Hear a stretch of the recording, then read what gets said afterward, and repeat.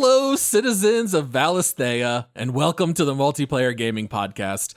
This is a Deep Dive Monday, and we will be exploring all things related to the timed PS5 exclusive Final Fantasy XVI. I am your host, Paul, and joining me, he is a bearer of magic, and he's come down with a terrible case of Crystal's Curse, and he might turn to stone before the end of this episode. It's Josh. He's gone Akashic. Isn't that what the term, right, where they got the ether, too much ether? Isn't it like Akashic or something like that? Something like He's that. got Akashic dementia. And then joining Josh and me, I feel like he would share a lot in common with Hugo, the dominant of Titan, because I feel like he would be thirsty for Benedicta. It's Ryan. Why you got to put me in that bubble, man? I mean, you're right, but You put yourself in that bubble, Ryan. It's accurate, but Anybody that's been listening for a while, that's all you, man. just wait till we talked about some other main characters. Sure. All right. Well, before we jump straight into our deep dive about Final Fantasy XVI, Ryan, can you tell our listeners a little bit about how they can support our show on Patreon? Yes, absolutely, guys. So what you want to do is go over to Patreon and give us a bunch of money. No, I'm kidding. Ooh, I like this. No. So our podcast, we rely heavily on listener support. Contrary to popular belief, it's not as lucrative as some people would think. So we're not here for the money. We're here for the games, but it helps us keep the lights on. So it does. We're not just asking it for no reason. We you get some perks with that. So you get a shout out. You get bonus episodes. Some really cool stuff. So you can just head on over to multiplayersquad.com and sign up. And we look forward to seeing you. Absolutely. And we do want to say thank you to our current legendary supporters, Red Letter 88 and Gaius 214. And also thank you to our epic supporters, Ace of Shame, Grilled Chicken Man, Drozlal, HG Knight, Kazmon, Skippy the Magnificent, Michael the Butler, Yoda, Ramelia, and Master Wayne 01. I also want to give a shout out to my mom, Yaya Arizona, who continues to pledge an old tier that no longer exists, but she is still in there. So thank you to Yaya Arizona as well. Okay, fellas, there's all-out war between the nations. We've sworn an oath of revenge. Let's hunt down the man in a robe and find out if he is in fact a second dominant of fire. Let's deep dive Final Fantasy XVI. Okay, so spoilers. Usually when we record these episodes, we try to keep them relatively spoiler-free, but this is kind of a tough one because the story of Final Fantasy XVI very much impacts the gameplay and vice versa. So I feel like with this game, more than what we usually spoil, we're going to just have to spoil all things about this game. So I think the best way we can do this is that we'll just kind of cover the game chronologically. And if we hit a point where you no longer want to hear story spoils, maybe you're still in the middle of a playthrough, then maybe that's where you'll want to take a pause. Or if you want to avoid spoilers, you can always jump ahead to like the last 15 to 20 minutes. And then that'll be where we do our final segments, where we do things like our leaderboard, hot takes, reading community reviews, things like that. All right, so here is a description of the game courtesy of the PlayStation Store. An epic dark fantasy world where the fate of the land is decided by the mighty Eikons and the dominants who wield them. This is the tale of Clive Rossfield, a warrior granted the title First Shield of Rosaria and sworn to protect his younger brother Joshua, the dominant of the Phoenix. Before long, Clive will be caught up in a great tragedy and swear revenge on the dark icon Ifrit, a mysterious entity that brings calamity in its wake. I would also like to add here that you absolutely do not have to play Final Fantasy 15 in order to enjoy this entry. For people who don't know, Final Fantasy has always, for the most part, been an anthology series. Every entry kind of has its own standalone story, so you can certainly hop straight into 16. Now, since Final Fantasy is a very long-running series, we always like to talk a little bit about our relationship with the series prior to the deep dive game. I have already shared this on the show before. I was never a Final Fantasy guy. I did play 7 and I liked it, but I didn't love it. I also dabbled in Final Fantasy 13. I played maybe 4 or 5 hours and just kind of fizzled. I would not consider myself a fan of the series, but what about you guys? How about you, Ryan? I don't really remember your history here. Not much. Yeah. Kind of the same as me, just a little bit here or there. Yeah, just same thing. I think I played a little of 7, and then maybe 10 and maybe 13 as well. Not a ton, nothing that I really remember or stuck with me. It's just, they've never really been just my type of game. That's just, I never really got drawn into them or sucked in. I was, playing other games. Yeah, I played, way back in the day. I'm pretty sure I played like the first 2 or 3 of them. I could not tell you a whole lot about them at this point, just due to how long ago that was. I did play 7. I think 7, I've said it before, I think at the time it was probably the greatest video game ever made when it was at its height back then. I don't think you can go back to 7 anymore and still like have that appreciation for it. But then I did play the Final Fantasy VII Remake on the PS4, which I thought was great. I've played Final Fantasy XIV, which was the online. I think I put probably 30, 40 hours into that before I kind of petered out. Oh, wow. And then, and then now we picked up Final Fantasy 16. So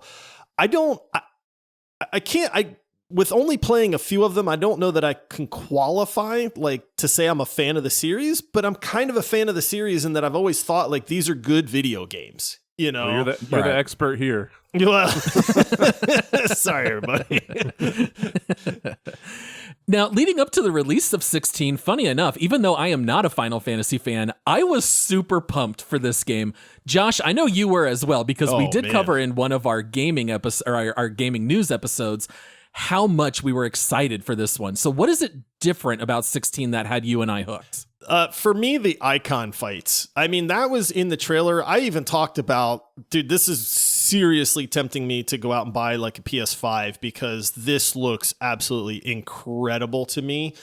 I mean, Final Fantasy always has some crazy big story that goes along with it and all that stuff. And it's, big worlds and it's always been very RPG heavy.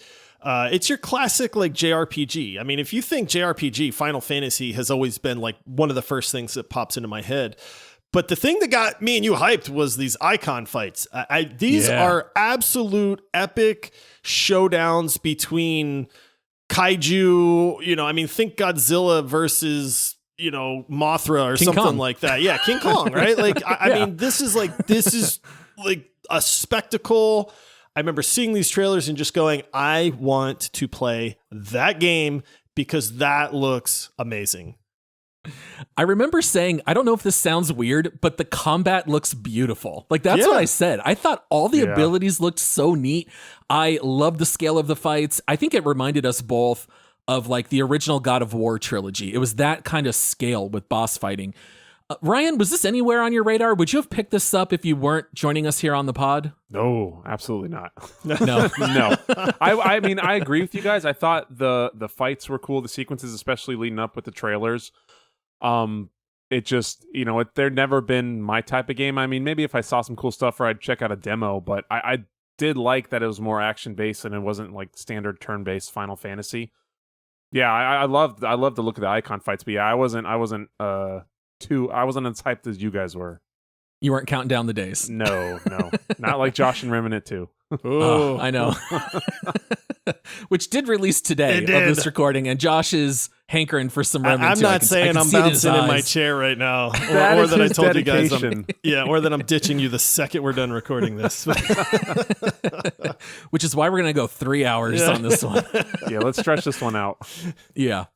All right, so I'm going to share a little bit more about story than we normally do, because I think the story of this game is very complicated, but I think it's also really fascinating, and I just really want to talk about it with some friends. But let's just set the stage for like the first few hours of gameplay, maybe like the first 5 or 6 hours. So this game is set in the land of Valisthea. There are different nations battling over control of what they call mother crystals, which can be mined. Now, these mother crystals basically provide ether, which can be channeled to perform magic, and people have become fully dependent on magic to survive. Even farming itself is done through magical means. You take control of a young man named Clive. He is the son of Elwyn and Annabella. Annabella, who we are going to be talking about quite a bit in this episode, she is part of the bloodline of an icon, the Phoenix.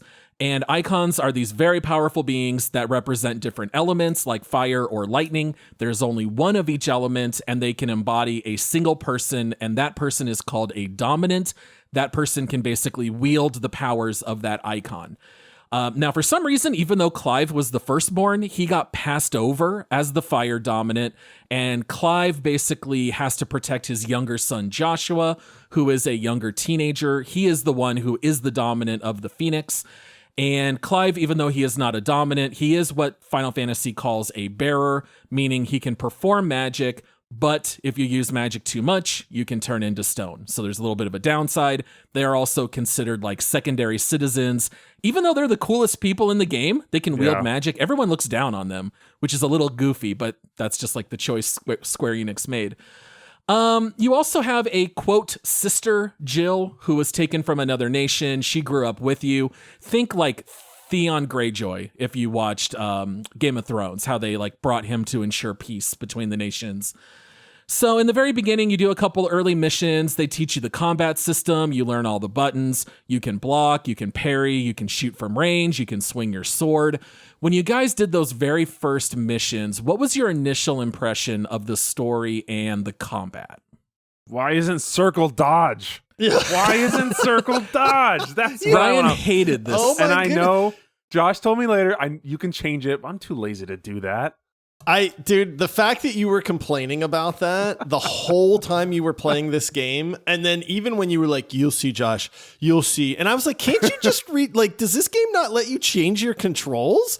And you're like, I don't know, but it's terrible. And then I get you, like, because, you know, Ryan lent me his PS5 so that I could play this. And the very first thing I do is go into the control scheme, and it's like, oh, hey, you can put dodge to circle. And then it was, and you were like, oh. I mean, I will say story-wise, I actually got excited because it seemed like this was going to be this really grand kind of entrance to this series. I have not played a Final Fantasy in a while, you know, any of the modern ones. And again, Final Fantasy 14 was like an online MMO, so I don't know how much that ties into all these stories and everything. And so, you know, I just remember thinking like, here's a kingdom, here's the characters, the graphics are gorgeous, man. I remember being like, whoa, okay, this game looks great. And really just kind of being drawn into like, okay, man, this is going to be really good. This is like, you know, all right, that guy's that guy. He's a shield. Ooh, he's dueling this guy. Okay, that's the sister. Who's this girl over here? You know, and just kind of really getting, you know, very attentive to what was going on with the story. Yeah, it's kind of interesting because the way that the game works, the one fear I always have when a game has a lot of melee combat is that I don't like to have to chase enemies on the battlefield. That's one of my biggest complaints about Dragon Age, is that it's really hard to play as a warrior. Well, Final Fantasy kind of fixes that because the circle button, which Ryan always used to try to dodge, is actually an ability that immediately teleports you like 20 yards. And most of the time that puts you right next to the next enemy and you just keep wailing away on them. I will say the combat, especially in the beginning, is a little button mashy for sure. You've got combos like if you press square 4 times in a row, you do a combo. So it's a lot of like mashing the square button. And you do also have a couple of like cooldown fire-based abilities. And those are kind of neat. So like the early ones you get, one of them is kind of like a fire uppercut, I guess. And then another one makes you like spin in a circle and it does fire AoE damage. I thought that was kind of neat. The one thing I was a little worried about in the trailers were, well, actually, we'll get to that in a minute. Let's talk about boss fights, because this game throws boss fights at you left and right like there's no tomorrow. Every 5 minutes, you're fighting a boss, and I thought that was really cool. Yeah, like to be clear, this is not the gigantic, epic icon fights. Those are actually something different. But this game does a very good job of throwing kind of like a random mob boss at you, you know, and I'm not talking about Tony Soprano here. I'm talking about like, you know, some giant knight, like you kill a bunch of soldiers and then some, you know, resplendent knight in this big shining armor and a flowing mane, you know, jumps down off of like a castle wall and crashes to the ground in front of you. And you're like, oh, boss fight. All right. You know, and then you fight that guy for a little while. And it does throw those at you at a pretty good clip. And I like that, man. I mean, I like a hard challenge. I love Elden Ring, games like that. I want boss fights in games, you know, and this game feeds them to you fairly quickly in that regard. Yeah, I thought that part was pretty neat, and then it was neat too how those boss fight. It wasn't just some guy that was just real tanky and real strong. He had a lot of cool mechanics and power ups and abilities as well that you had to dodge or just dash towards them like I would. but yeah, I thought that was neat as well. They put a lot of those in, and they were all a little bit different. It wasn't always the same, just mob boss with each one as well. So I thought that part was cool. Yeah, one thing that's kind of interesting with boss fights is that bosses have this like will meter, I think is what they call it. And when you break the boss's will, then they're staggered. And that's basically like, how long would you say that lasts? Maybe about 10 seconds? Yeah, it's probably not, something like yeah, that. 10 seconds seems It about feels right. pretty It's long. long enough for you to feel like you're going ham on the boss. Because usually you could cycle through your little skill tree of all your cooldowns. Yeah, so they like fall like on a knee or like on the ground, and then you kind of go ham. And then at the end of that, they tell you how many damage points you did while they were staggered. At first, I thought that was really cool, but after like the 5th or 6th boss, I was like, it's actually kind of boring just to wail on them when they're not moving. I actually liked it more when they were making me dodge and get out of the way and do other things. I was going to ask you guys in regards to the boss fights, because I'm curious if it was just me, but did you after a while start to feel like they were just damage sponges? Like some of those boss fights were just so long, man. I mean, so long. And again, we're not talking the epic clashes between these, phenomenal like monsters. We're just talking about your guy with his sword slashing this boss and dodging this attack. And sometimes I was like, why is this fight taking so long, man? Like, am I under level? Do I not have the right sword? Like, did I miss a treasure chest somewhere where I'm supposed to like do more damage? Like, I did feel like they drug out way longer than they needed to. Why won't you die? Yeah, that's perfect. Yes, exactly. Like, I've hit you like 5,000 times. You should be dead by now. Oh, yeah. There's some fights that probably last a little too long. There was one point where and we'll talk a little bit about like crafting and upgrading in a minute, but I just kept playing the game without buying any new weapons or upgrading until that got a little frustrating. And then I went and looked in the vendor, and sure enough, I had already missed 4 upgrades. Oh, wow. And my attack basically doubled. And then after that, the fights were a lot shorter. So for me, I actually accidentally made my fights too long, and then they felt a lot better. But there are some that are pretty lengthy. Okay, so at this point, we kind of hit like the first twist in the story, and this is still pretty early on in the game. The whole nation of Rosaria, where you are growing up, it's under surprise attack, and it feels a little fishy. You can kind of tell it's a little bit of an inside job. There's people on the inside of the castle murdering like people of your nation, and you very quickly find out that Annabella, your mom, has betrayed your country. She sells you out to the land of Sandbreck to give them the land. She has her husband killed. And then Joshua, with all like his swirling emotions, he turns into the Phoenix, the icon, and basically has no real control of himself. And then all of a sudden, we see a second fire icon, Ifrit, which shouldn't be possible because we're told in the game there can only be one fire icon, but there's actually 2. And Ifrit defeats the Phoenix, and Joshua's dead. So your brother is toast. You kind of get like crushed under some rubble. Basically, Clive remembers seeing a guy in a robe and thinks, oh, that must be the second dominant. And he swears an oath to revenge kill him, basically. And then Annabella realizes that you're still alive and at first thinks about having you killed and then says, oh, instead, I'm just going to have you enslaved to the Sandbreck army, and basically signs you up. And now you have to fight under a different nation's army. Guys, I think Annabella might be the most evil mother and wife I've ever seen in any game, movie, or show. She can enslave me anytime. Yeah. She's like a beautiful black widow. She's deadly, but Yeah. bring it on. It is kind of like one of those things where it's like, okay, this is like the big betrayal of the story. This sets up like why you are in your current non-prince situation anymore.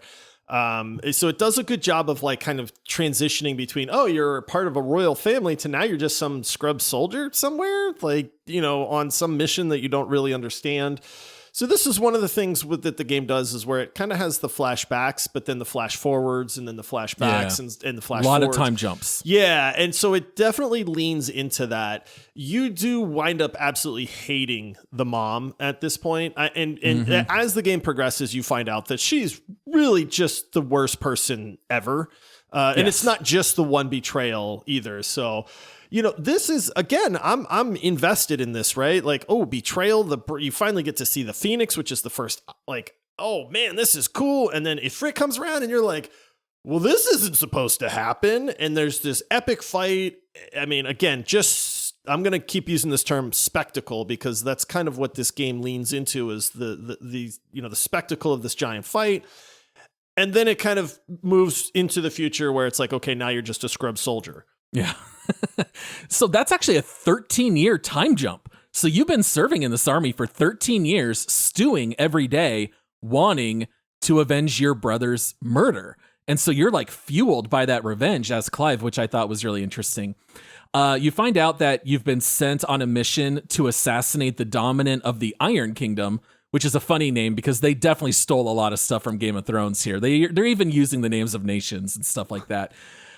Clive goes and basically they find the dominant, and the dominant is dun dun dun. It's your sister Jill, which is a little goofy because over the course of this game, like almost everyone ends up being a dominant, which is a little funny. It's kind of like Battlestar Galactica, where everyone's a Cylon in the last season. There's a little bit of that going on in Final Fantasy.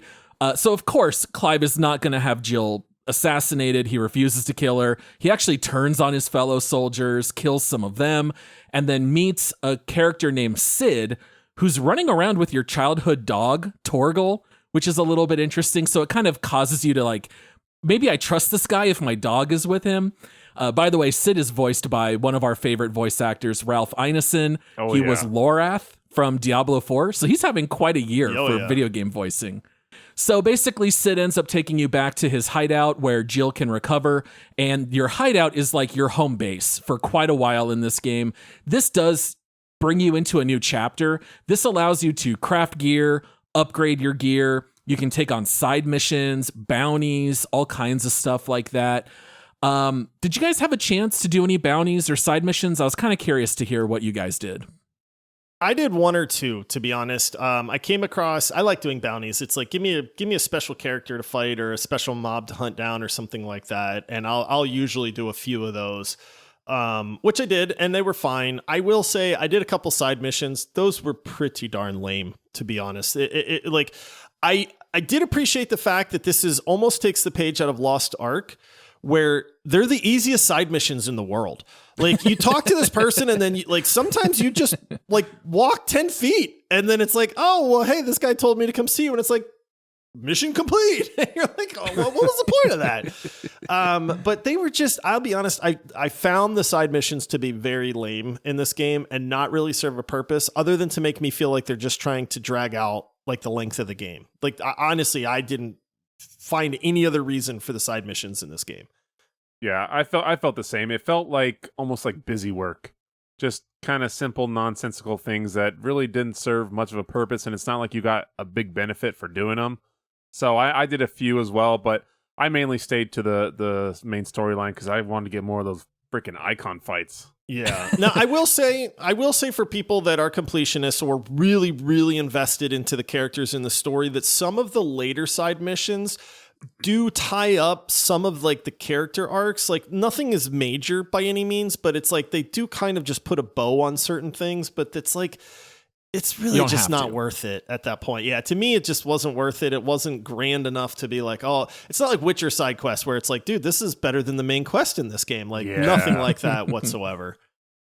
Yeah, I was also just so curious to find out the next part of the story and to get to the next icon fight. So it felt like obstacles in the way. I feel like if I did a second playthrough, I'd be far more likely to do more side missions and maybe I would find it more interesting because it would be new content. But just like you guys, I mean, I've mostly, shotgunned the main campaign. This is also the point of the game where you start having a lot more points to put into your skill tree. Did you guys have any particular thoughts on the skill tree? It reminded me most of God of War, actually. It's pretty similar in some ways. Y'all know I love me a skill tree. Give me skills. Give me upgrades to those skills. The skill trees in this game are based on the abilities that you have. We'll talk about how you get those here in just a minute, I'm sure. But the skill trees are like separated into the different powers that you get. And I like that. I thought that was really cool because not only when you unlock a power do you now have that power, but now you have a new skill tree to go along with it. Mm-hmm. And I was like, ooh, this is a neat reward system. You know, there's somewhere it's like you can learn a skill, but then you can master a skill. And there were times where I'd master a skill and then I'd be like, what did that do? Like, is it any different? Like, I don't really like nothing's changed that I can tell. Is it just doing a little bit more damage? Like, so I felt like parts of it were underutilized, but then parts of it were great because you literally unlock like a new attack that's in this, particular tree, or even kind of something akin to like an ultimate that's in that tree that you could do. And you had to save up for these and spend a lot of skill points. Yeah, to get those if you wanted them, which of course I'm saving up for. Like, give me the big wombo combo, man. Like, I don't need this little dash cheesy thing. Like, give me the super spectacle. Yeah, it was kind of funny because some of the abilities you can unlock were crazy cheap. It'd be like 200 or 300 points. And it would just be as simple as like, well, after you do a 4 combo attack, hit triangle to do a little fire burst at the end. Yeah. And it's like, okay, well, it's so cheap, I'll just buy it. But then there were upgrades that to me didn't really feel worth it. You were far better off saving for the big ones, which would cost like a few thousand. So a lot of times I found myself just saving points and going for those major upgrades. I think that was kind of the best way to play it. Yeah. Yeah. I don't know about you guys. For me, this was probably the low point of the game. This to me, and I'm talking about before you have like the Eikon fight with Benedicta. So this is like maybe you could call it the end of the beginning, or maybe the beginning of the middle stage of the game. This is where I had already done enough combat that I started feeling like, oh, this is really repetitive now, and I'm just mashing the square button. And I was really worried about the rest of the game. So it sounds like you guys kind of felt similarly. I was bored with the combat until you start unlocking these abilities. And I remember like watching these trailers and being like, this combat looks great, but you can only 4/combo so many times.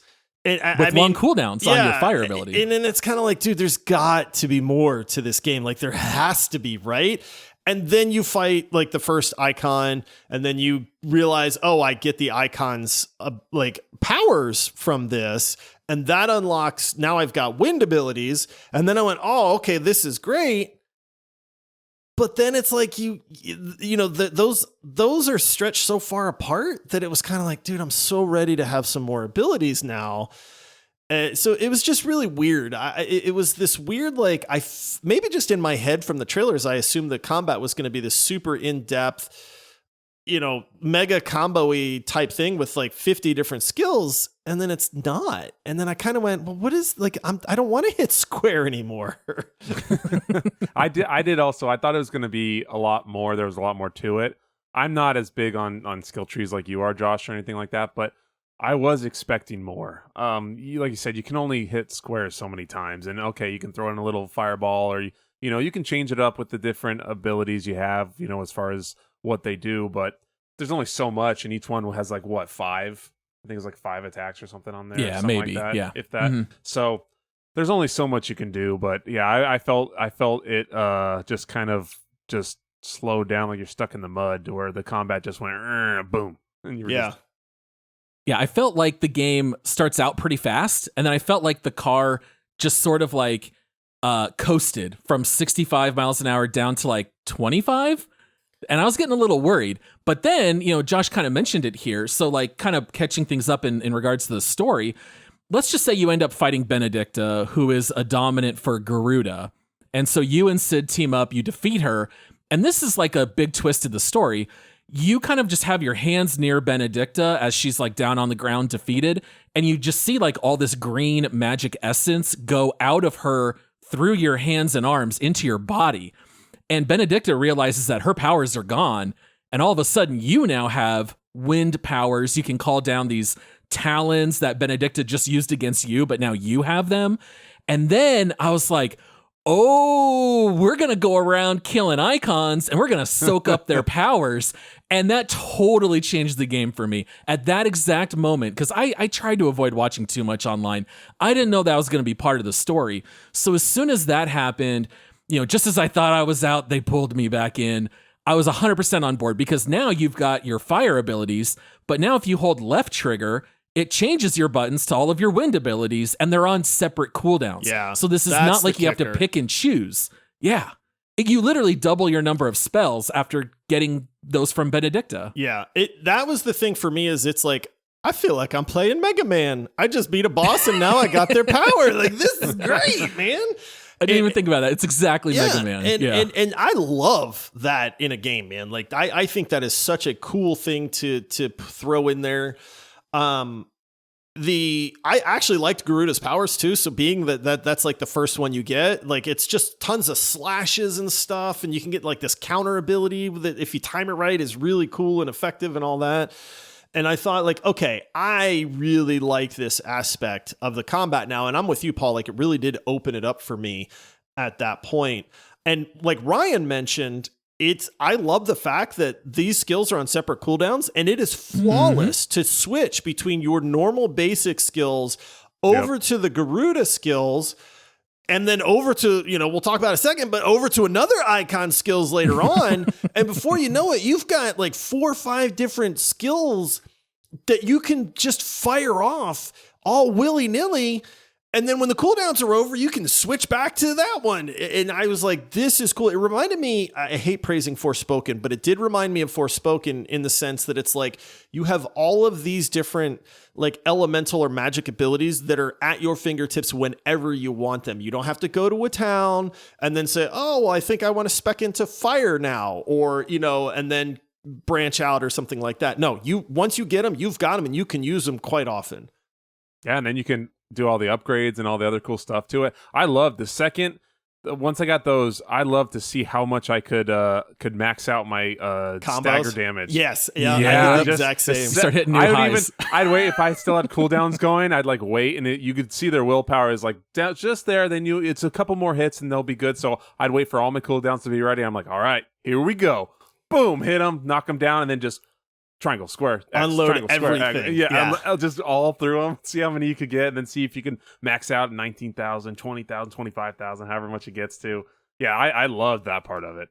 I thought it was very cool. That's almost like the main progression of the game, is every couple hours they throw something new at you like that. So it's either absorbing new icon powers, or it's like, well, now you can give commands to Torgal on the battlefield, and you can tell him who to bite or who to ravage. And so I felt like every couple hours they gave you something. So it was almost like, I just wish they shifted that up ever so slightly, because the first 5 hours started to get a little slow, but then it took off again. And then every couple hours you knew, okay, it's starting to get a little stale, but that's okay. I know there's got to be another icon fight right around the corner. And sure enough, there would be. All right, so here's where we're going to talk a little bit more about the actual icon fights. So it's a little confusing. Final Fantasy lore didn't always exactly make a whole lot of sense to me in this game, but even though Benedicta lost her magic, she can still turn into her icon form, and she turns into Garuda, and then you go face her. And so you end up like losing control. And this is another big twist of the game. It turns out that you turn into Ifrit, the icon that killed Joshua in the beginning. And not only that, but we learn Sid is a dominant, because Sid turns into, he's got his lightning power. And then you defeat Benedicta again. And now we understand Clive was actually the second fire dominant all along. He now knows he was responsible for Joshua's death. And that's something that he struggles with a lot over this section of the game. He also feels very lost, because his only purpose in life was to kill this man, and now he knows that it was just him all along. That's very sad, but on the plus side, you get new abilities and you get to fight as Ifrit, so it's not so bad for the player as much as it was for Clive. But when you do these icon fights, like when you turn into Ifrit at this stage, and it's going to happen several times as you fight icons, it changes all your abilities. You have a different button scheme, and the gameplay is a little bit different. You actually feel very large because movement's a little bit slower. I was curious to hear you guys talk about it. Did you enjoy the icon fights when you would turn into Ifrit? Oh, baby. Oh, baby. So good, dude. I mean, dude, Killer. Just give me more of that. This is the whole reason that we got excited about this game, man. And I mean, I know, Paul, you and I were way more hyped about this, but I kind of want to know, like, first time you turn into an icon and you're fighting another icon, Ryan. I mean, you got to just be like, sit forward in your chair, right? And be like, is this really going down? The adrenaline. Oh, yeah. And the way, for me, that was my favorite part of the game. Fighting Absolutely. as Ifrit. Yeah. Just the mechanics of it, too. I loved the fighting style of it. The way you could do those dashes and then you're just sliding across the ground, and you stop, and then you can do the slashes, and you still have the dash ability, and then, you can still power up. Every part of that I love. That was by far my favorite part of the game. And they were always such cool stages. Yeah. Like, you weren't just fighting in, like, I see sometimes you watch games and it's like, oh, it's just a wide open field. And that's like boring. Like, you're not fighting in boring settings. It's incredibly epic.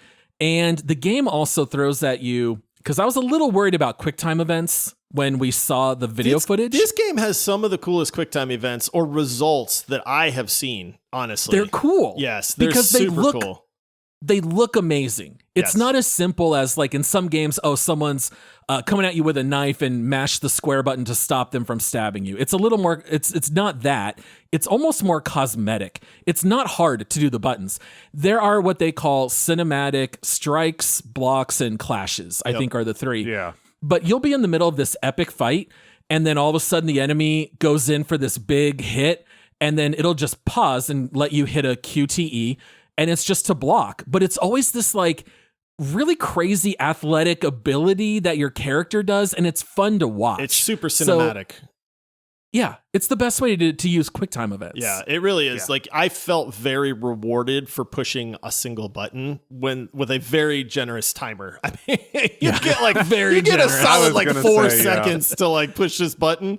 But when you And do, before it even pops Oh, up, yeah. like, I'm going to have to press square immediately or R1. but I mean, you push it, and then all of a sudden, this cinematic that's already happening, like this epic fight, and then your guy will like slide out of the way, do a flip, jump up, run up their arm, stab him in the eyeball, and then it's like, okay, well, that was pretty cool. Or if you miss, if you somehow whiff, because I did, like, then your guy gets pummeled. Like, there is actually like a result to the negative and to the positive, and the cinematic kind of just rolls with that. So I thought it was really neat touch. I don't know that I've ever enjoyed the result of a QuickTime event more than what Final Fantasy 16 gave you. Yeah, and it just, like you said, it was just so beautiful the way I remember when we first got it. I think I was the first one to get on, and I played like 5 or 6 hours that first day, and I just like cracked out and kept playing. But I just remember sending you guys pictures like, guys, it looks amazing. I couldn't get over how beautiful the game looked. Yeah. Yeah, it looks absolutely fantastic. All right, well, I got so excited and worked up, guys. I totally blazed past our ad break. Josh, thank you for the reminder. Let's go ahead and take a short break, and we'll be right back with more Multiplayer Gaming Podcast. Okay, we are back. So basically, this is going to catch us up here through the rest of the game. So if you want to talk about like major spoilers, this is where we're going to talk about endgame stuff. I'll do my best to keep this quick, but it's probably going to take about a minute or two. At this stage of the game, Clive discovers, you already know, but Clive finds out Joshua didn't actually die all the way back at the beginning. He survived. You are now with your brother, and you learn that using the mother crystals around the nations, it's actually causing blight and destroying the land. And so basically all of you decide to team up, and you're going to go destroy all of these mother crystals. And when you destroy the first one, there is a new big bad that you didn't know about previously called Ultima, and it kills Sid. So Sid's donezo, he's dead. Then we have a time jump of 5 years. This game covers like a large span of time. And Clive is now going by the name Sid. He kind of takes it up more as like a title of like the rebel leader and fighter. So Clive, Joshua, and Jill join up, and they're basically hunting down the mother crystals to destroy all of them in the hopes that once they're all defeated, it will destroy the ability to use magic and stop the blight. They end up confronting their mom. She's still awful. Yep. She has a new kid, who dies, and yes, it's sad, but then Annabella commits suicide. Hooray. Good riddance is all I have to say about Annabella. I've never been excited by a suicide scene, but this one actually did. I was glad she was out of the story at this point. Well, even in the very beginning, like, because Clive got passed over, she treated him like just hot garbage. Dirt. Like, yeah, Total he was just... dirt. This game makes you hate her big time. Yeah. Yeah. You're not shedding any tears for Annabella. So then basically we find out all of these things about Ultima. Turns out he's basically like an evil god. He's actually the one who created humans. He thought that they would serve him. He didn't expect them to rebel. And it turns out that he is the one that gave Clive the ability to consume Eikon powers. And he is just waiting for Clive to collect all the Eikon powers, and then he's going to use Clive as his vessel to take over the world. And I thought that was kind of an interesting, little twist here later in the game. Basically, they end up confronting Ultima, and after round 1, Clive absorbs Joshua's powers, and Joshua dies, actually for real this time. Clive then defeats Ultima in one of the coolest boss fights you can ever see. If you never play this game, go look up this fight. It's incredible. And then Clive ends up defeating Ultima and destroys the final Mother Crystal, ridding the world of all magic and saving the world.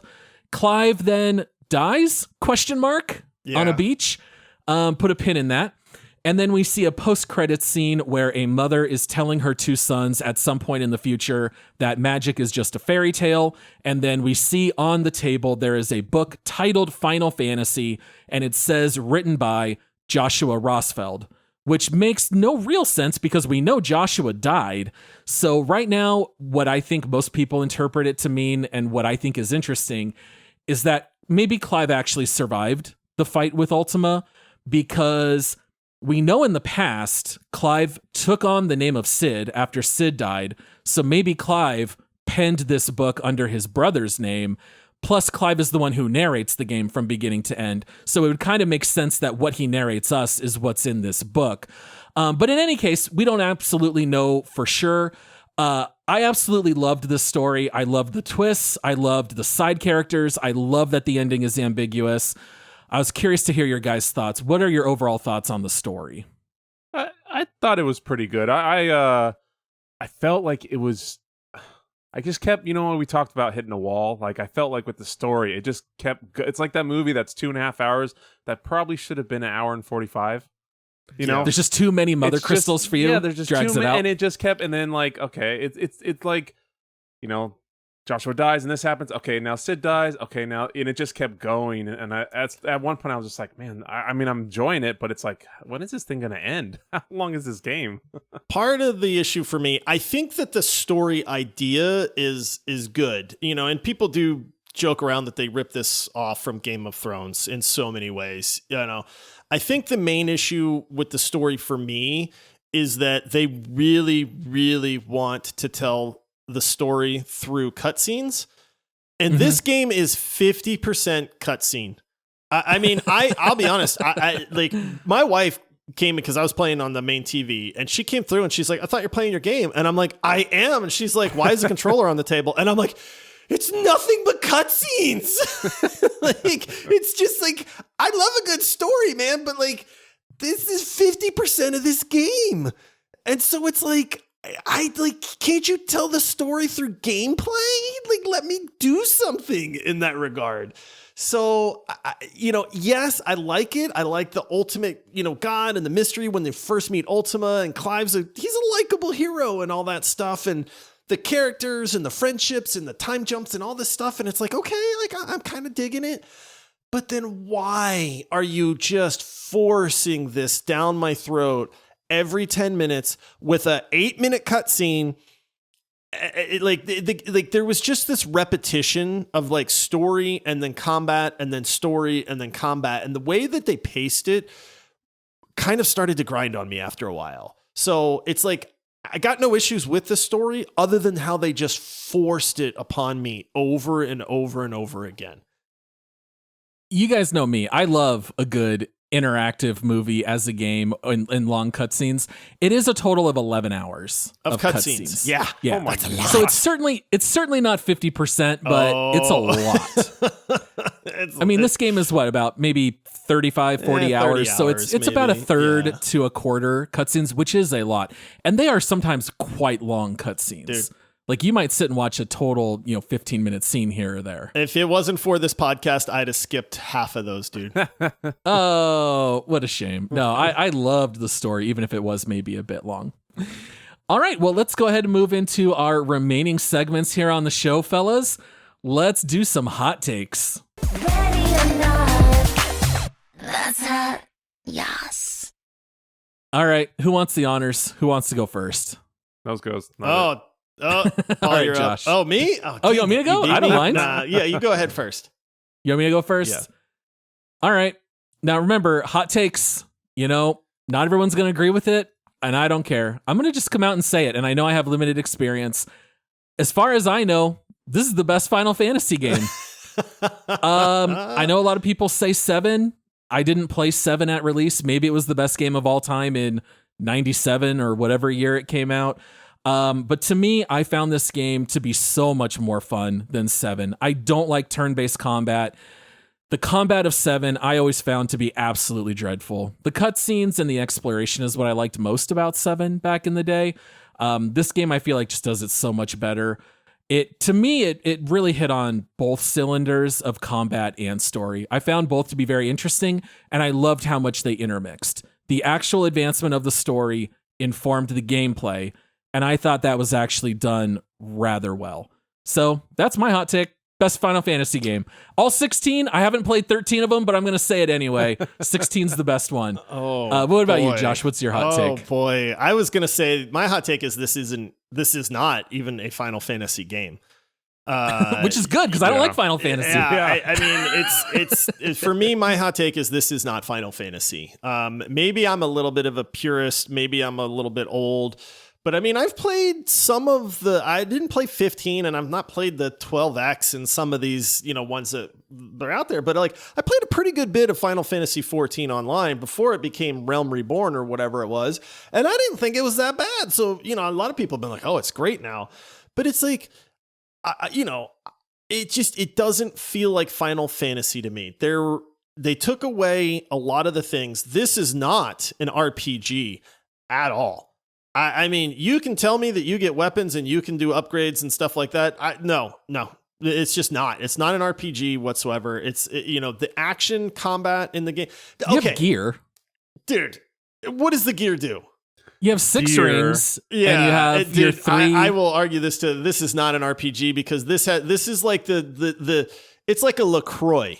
Right? Like the drink where it's like, it has an odor of a whiff of an RPG. Like an actual RPG walked by the studio when they were developing this game, and like a little waft of RPG kind of like infused Final Fantasy 16 on this one. So yeah, my hot take is not an RPG, not a Final Fantasy game. It's an action. Is that a bad thing?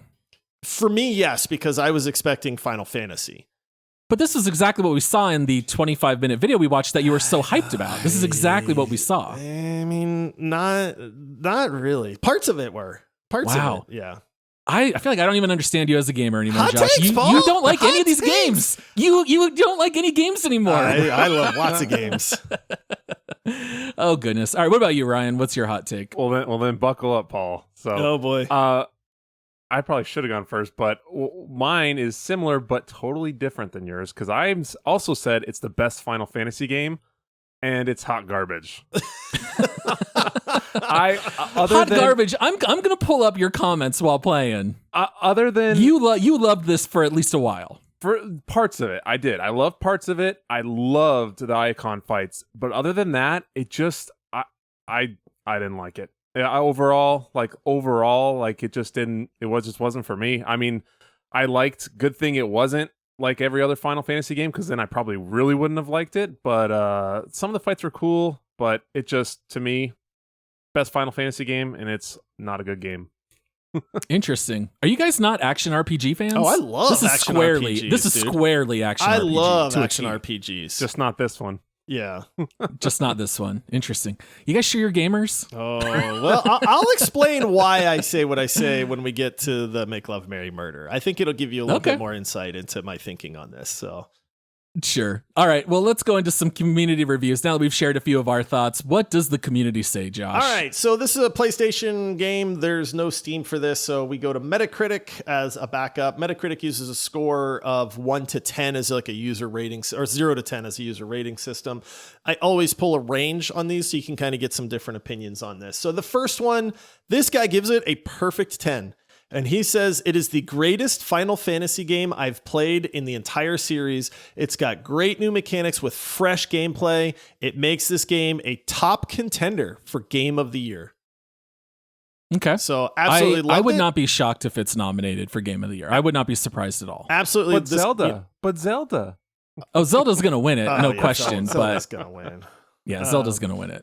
All right, and then we'll just go to the 0 then. So this guy gave it a 0, and he says the boss fights are super easy. The boss doesn't damage you much. The boss health is enormously huge. It feels like you're hitting a huge rock, which doesn't respond back. And above that, the boss staggers. When the boss does stagger, he doesn't wake up for what seems like 30 seconds, which is huge. It feels like I'm hitting a corpse. The story is like an Ubisoft game. Like, it starts off with a really good mission that creates hype, and then the game leaves you like an orphan, and you keep doing the same thing over and over again. Overall, it became a boring game. Okay. All right. So just too repetitive, it sounds like, for that guy. Yeah. And then High promise and then dies. this guy gives it an 8. He says, I'm only about midway through, but so far, this is a pretty solid game. Having never played 14 and trying twice and never being able to quite get into Final Fantasy 15, I'm having a blast. It definitely isn't a 10 out of 10 game, but it also isn't anywhere close to a 0 like some of these review bombers would have you believe. The combat is decent, but not great. You can button mash and get by, but when you learn the timing of combos, the combat becomes more engaging. I'm personally fine with them moving the series away from the turn-based combat, since we have other franchises that can fill that niche. It still feels like a Final Fantasy story, but it's a lot different. With that said, this is the first Final Fantasy I'm likely to finish since Final Fantasy X. Okay. So good praise there. And then this guy gave it a 6. All right. And he says, Final Fantasy 16 is a big, bloated, inconsistent, but memorable and oftentimes beautiful mess that is in desperate need of trimming some fat. There is a really good 15 to 20 hour action game hiding within this 40 to 50 hour slog. That if I was going to write a review, that's exactly what I would That's your write. review. All right. So Which is interesting because the game is like, it's not true open world. Oh, it's not like open world at all. It's an pretty open linear. segment Yeah. game, Yeah. which is, I think, the term they use. So it is interesting to have a game set up that way that is this long. Normally, when you play a game that's more linear, because this game doesn't give you choices. There's only one ending, and it tells a story. And it is a little surprising that it's this long. Usually, you would expect a game like this to be in the 15 to 20 hour range. Yes, I agree. All right, so that's 4 reviews that run the gamut. As we always do, we try to guess what we think the overall user score is. We don't care about critics. We're all gamers here. We care what gamers think on this. So on the Metacritic scale, which is, again, 0 to 10 using decimals, we're going to try to guess what you think the overall score is. So, Paul, who won the last? Ryan? No, it was Ryan. Ryan won 2 on in a a row, hot I streak, believe. Ryan. Let's see if you can keep your streak alive, Ryan. Where do you think Final Fantasy 16 ranks amongst users? I'm thinking I'm going to go 80. So that would just be an 8.0. 8.0. Oh, Yeah, it yeah, uses- 8.0, it's the sorry. same thing. Let's be honest. Let's be honest. All right, so 80 from Ryan. Okay. Metacritic, usually pretty cranky users, love bringing out the complainers and the review bombs. I think it's going to be below 8, but not by much. I'm going to say, well, actually, I think it's going to be a fair amount below. I'm going to say 7.3. 7.3. Okay. I guessed 8.3. I think the game's beautiful. I think it plays well. It's Final Fantasy, which is a beloved series. You know, people enjoy action combat and all that stuff. So I think people are going to view it fairly favorable. So I went 8.3. We've got a new winner, boys, because the actual rating is an 8.2. On this one. I'm proud of Yep. Metacritic. And I'll be honest, a lot of the negative reviews were just blatant review bombs as well. People upset saying, this isn't Final Fantasy. That's not my Final Fantasy that I grew up with. Like, you can't go to action combat and stuff like that, too. So People are so cranky. That's the thing. This, if you're a hardcore Final Fantasy fan, I totally understand why you would not like this. So to hear if you're not a Final Fantasy fan and you don't like this, to me is almost a little odd. But to me, I think if you're not a Final Fantasy fan, this is one to give a shot because it's definitely different from like the old formula. That's for sure. So that's either a really good thing or a really bad thing for most people. Yeah. All right. Well, I guess as your champion, I get to lead us into our Make Love Marry Murder segment. So hit that music, Paul. Let's do it. Hey, Benedicta, you want to take me up in your talons and show me your nest? I'm not very good. What was at that these one guys. ability? Was it like Dark Embrace or Yeah. something? Wasn't that like the name of the ability? Yep. There you go. She had the best abilities, let's be honest. So, all right, this is where we're going to rate the game in our own style, give our own individual opinions on this. We rate them Make Love, Marry, Murder. Murder is, hey, I don't recommend this game to you. Don't play it. Save your money. Marry is, I think this game is absolutely phenomenal and should be experienced by just about everybody. And Make Love's, it's hey, this is a good video game. I think people will enjoy it. I think there's people out there that may not enjoy it, but that's why we do what we do. So you can make that decision. I'll start off because I think Paul's getting the impression that I don't like this game. I do actually like Final Fantasy 16. I do not think that it is perfect by any means, and it has some flaws to it. And maybe I'm just getting old and grouchy, and so I'm starting to point out the flaws of a video game a little bit more. I absolutely loved this game for the first probably 15 hours, to be honest with you. I was like, dude, this is amazing, man. I love the action combat. I love the icon fights. I love the fact that you get to absorb and use boss abilities. Like, come on, man. But then it just started to slog. The enormous amount of cutscenes just really started to grind on me. And I started to find this repetition where it would be 2 hours of nothing but cutscenes, and then it would be 2 hours of combat, and then you'd get back to a town or meet up with somebody, and it'd be 2 hours of cutscenes. And then you'd be like, okay, well, we're finally leaving this hideout. And then you'd go slog through the non-open world of combat where it's 2 hours of combat again. And then you'd finally get to an icon fight. And then it would just be like, oh, thank goodness. What I found is that I just wanted to get to the icon fights. So it's like they're dangling a carrot in front of me that is the most delicious, amazing carrot you've ever had. But then they'd make me just wade through mud to get to that carrot. And I felt like that started to really wear on me over time. I think it's a good video game. I think I kind of agree with the guy that gave it the 6 out of 10 that said this should have been a 15 to 20 hour game because it started to feel like a slog after that. I'm with Ryan in that regard. A 6 out of 10 is a decent score. Like that's saying, hey, there's a lot of people out there that will enjoy this game and it's going to be a lot of fun for a lot of people. It's just not without its flaws. And that slog that I started to feel was the main flaw for me. So I'm going to rate it a Make Love. Again, it's got some flaws. And if you're like Paul and you love story and you're like, dude, I am in it for these cutscenes and, I don't need super technical combat and stuff like that, I think you'll really enjoy it. So here's my follow-up question. Since this is a kind of pricey game, it's $70, do you think the first 15 hours or so are good enough to warrant buying the game and quit when it starts feeling grindy? Or do you feel like it's stay away? I mean, it really kind of depends on your gamer budget. You know what I mean? Like, let's be honest. If you buy two $70 games a year, then no, I don't think it's worth it. But like for me, I think the spectacle and the icon fights and the graphics and just the it's a different game, man, like than most games that are out there. For me, yes, I do think it was worth the $70, but I had almost zero interest playing this game after like the 20-hour mark. Like, honestly, at that point, I was like, I'm just done, dude. Like, this is becoming very repetitive and a slog. That's not to take away from the first 20 hours. So don't get me wrong. I'm not slamming this game. I'm just saying it got to a point where I was like, I'm not enjoying this anymore, but I do think I got my money's worth out of it. That makes sense. What about you, Ryan? I'm along kind of the same vein with that too. I just felt everybody knows I love cinematics in games, Metal Gear Solid, all these games. I'm a big cinematics guy. Having said that, I just felt myself same, just looking forward to that icon fight, and that's all I really cared about. If they could, game idea, take all the icons, put them in like a Mortal Kombat game where you could just have these giant battles. Dude, that would be so freaking cool. Like when you're Ifrit and you're fighting it'd be a Titan. 2-hour game, Ryan. It'd be the best 2 hours, man. Beautiful.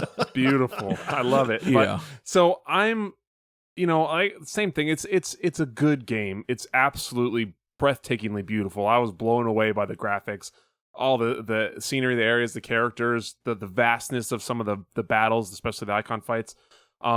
It just wasn't for me. Having said that, I'm sure people are going to absolutely love it, and it's going to be one of their favorite games, and then people are going to also hate it. So I'm a make love, mainly for those icon fights. That just, they blew me away. I would go, if you go back and you can select what levels you want to do and things like that, or battles, I would go back and just play those. If I was going to play more, I would go back and play that, but that's it. I gotcha. Yeah, for me, obviously, it's Mary. It's Mary, Mary, Mary. I really liked this game a lot. I have not beaten it. I didn't have time to finish everything, and I'm sure at some point I would hit the wall playing it. But I think especially those first 20 hours, I think are so good that I would qualify it under must buy. Certainly with this being a timed PS5 exclusive, this is why you own a PS5. If you own a PS5, you're buying Final Fantasy. For almost everyone, other than maybe Ryan. I found the carrot of the icon fights to make sense how far apart spread they were. I feel like if they gave you those icon fights too close back to back to back, I don't think they would feel special. So I personally liked that they were a few hours spread apart.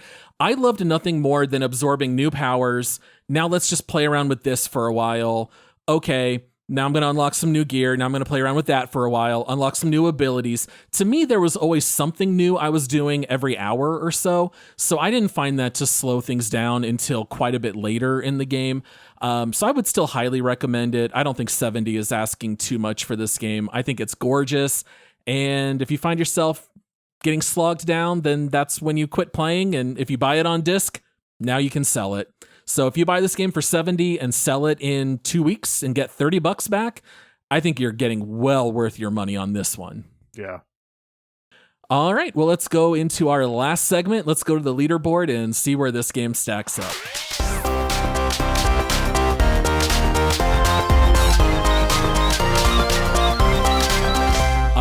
The Multiplayer Gaming Podcast leaderboard. Maybe the weirdest thing that we do here on the show. So we each gave this game an individual rating for Make Love, Marry, or Murder.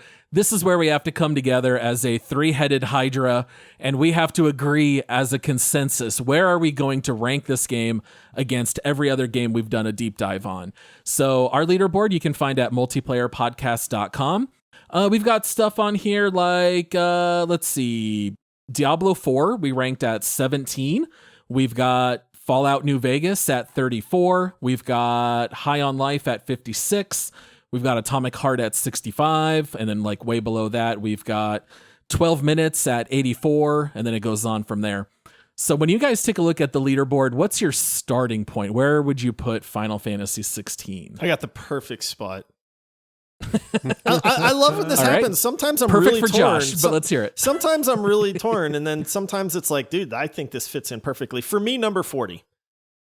I think this game is better than Pillars of Eternity, Deadfire, and it's not as much fun as Dead Island 2. And again, I get that those are vastly different games, but for me, I'd much rather play and have fun with Dead Island 2, Deep Rock Galactic, Resident Evil Village, but I think it's a far superior experience. I can't call it a role-playing game because I don't think it is one, but I think it's just a good experience over a game like, Deadfire or like V Rising or Lost Ark or something like that. So for me, 40, I think hits the nail on the head. I have it kind of anywhere in the 20s is kind of what I was thinking. You could talk me into this being better than No Man's Sky. You could also talk me into it being lower than that. So I was kind of anywhere in the 20s. We got Josh at 40. What about you, Ryan? I was pretty close with Josh. I looking over the leaderboard, I saw we got Destiny 2 at 35. I basically kind of, that was where I drew the line. Like anything after that, I would be. That's like your favorite game, though. Destiny 1 was my favorite. Destiny 2 was not as good. But I had way more fun playing Destiny 2. But anyways, yeah, it's that's kind of where I'm at. But, there's some flexibility within there, obviously. We got All right, so 40, 35, and in the 20s, which is probably going to average out to the mid to late 30s. How about 36? So we'll put it right below Destiny 2, but have it this is the problem. Like, I think Final Fantasy 16 is so much better than Nier Automata, but I know Josh loves Nier Automata. There's a lot I of also people think, that love Nier Automata. I think Final Fantasy 16 is way worse than Resident Evil Village. So, like, this is where it's really hard, because I think it's way worse than one, but way better than the other. I'm fine with it being 36, 37, 38. You guys can call it. Any one of those three I'm fine with. 36 works for me. Yeah, that's fine. Paul likes it a little bit more. Nier Automata, I liked Nier Automata. I know that some people absolutely love it, and they think it's like the most, like... I love the story. I did not like the gameplay. Right, yeah. And so that's fine. I mean, Final Fantasy 16 is a good video game. If you like cutscenes and stories, you'll probably really, really like Final Fantasy 16. You know what I mean? At that point, like, to one man's trash is another man's treasure kind of thing. And where I started to say, hey, I'm kind of grinding this and it's a slog, other people might just get more invested as the story goes and be like, this is just getting better and better for me. Yeah, I hear you. All right, so we'll plug it in at 36, and that now gives us a total of 101 games on the leaderboard. Ding, ding, ding, ding, ding. Josh, I don't think you or I have missed any deep dives, right? We've done all 101 together. I've done every one. I've missed a twig or two for vacation, and I think that's it. Yeah. I don't think you missed any deep dives. Yeah. That's a lot Pretty of video exciting games. That's a lot and a lot of those released in the last 3 years. Yeah. Yeah. We got a few classics in there, but a lot of new stuff. All right. Well, that's very exciting. We will clock this one in at number 36. And then I think that wraps up the show. I'm kind of proud of us. I thought this one might go like an hour 20, but we didn't go very long. Even though the ad break came very late. Right. All right. Well, thank you so much to everyone for listening to this deep dive. Our next deep dive is going to be 2 weeks from now. We are going to be hopping back into the world of Deep Rock Galactic. We previously did a deep dive, but we're getting back into it because that was chosen by legendary supporter Kitaclysm.